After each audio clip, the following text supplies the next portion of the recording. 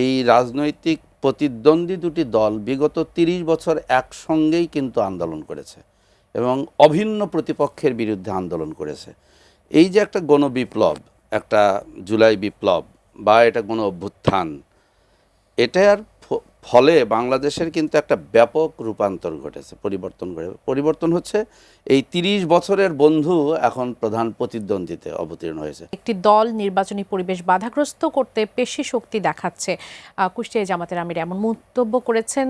এই পেশি শক্তি আসলে দেখাচ্ছে কারা? আমার পরের শিরোনামে যেটি বলছিলাম যে ইসিতে আজকে জামাত এবং এনসিপি অভিযোগ করেছে বিএনপির লোকজন হামলা করেছে, আরিফুল ইসলাম আদিব তার উপর, এনসিপির প্রার্থী যিনি, তার উপর, তার প্রেক্ষিতে তারা অভিযোগ করেছে। আসলে কি ধরনের পরিস্থিতি মাঠ পর্যায়ে বিরাজ করছে? ধন্যবাদ আপনাকে। সেই সঙ্গে এটিএন নিউজের আমাদের দর্শক শ্রোতা এবং আমার সহ আলোচকের প্রতি শ্রদ্ধা জানাচ্ছি। প্রথমে আমি বুঝি একটু সংশোধন করে দেই যে আমি কোনো দলের প্রতিনিধিত্ব করি না এবং আমি রাজনীতিবিদ না। আমি মূলত শিক্ষা নিয়ে কাজ করি। হ্যাঁ, আমি যেহেতু সমাজেরই অংশ, রাজনৈতিক সচেতন ব্যক্তি হিসেবে, সুতরাং জামাতের প্রসঙ্গে যে বিষয়টা আপনি বলেছেন, এটা দলীয় আমির তিনি বলেছেন, সরাসরি আমি তার বক্তব্যের ব্যাখ্যা দেব না, তবে আমার দৃষ্টিভঙ্গি অবশ্যই আমি বিশ্লেষণ করব।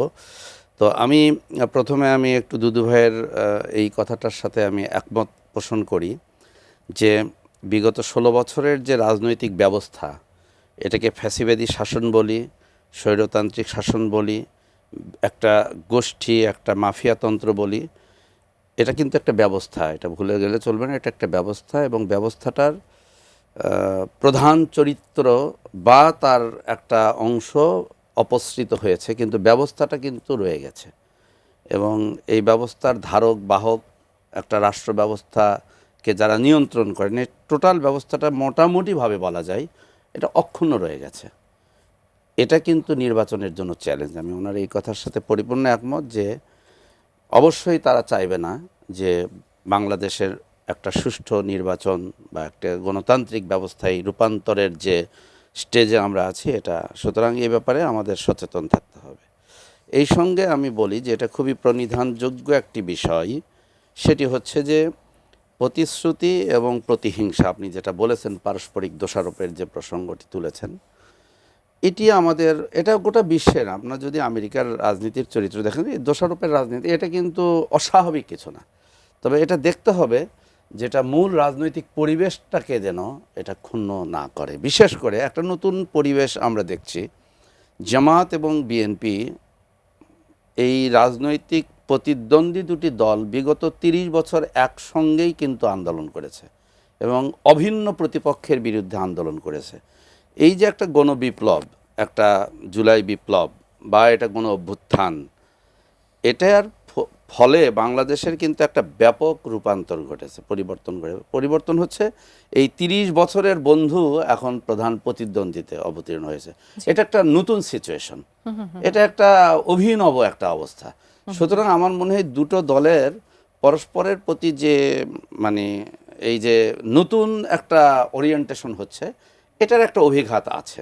এটা আমি মাঝে মাঝে এটা এনজয় করি যে দুটো দলের মধ্যে এখন প্রধান যেহেতু দুটো দল প্রতিদ্বন্দ্বী হিসেবে। তবে আমরা মানে যেটা আশা করব যে আগে আওয়ামী লীগ ভার্সেস বিএনপি, এই দুটো দলের যে প্রতিবাদ বা প্রতিহিংসা যে পর্যায়ে গিয়েছিল, এটা ফিরে না আসুক, কারণ এটা কিন্তু অপসৃত করেই মানুষ কিন্তু মুক্তির একটা নিঃশ্বাস ফেলেছে 5ই আগস্ট তারিখে।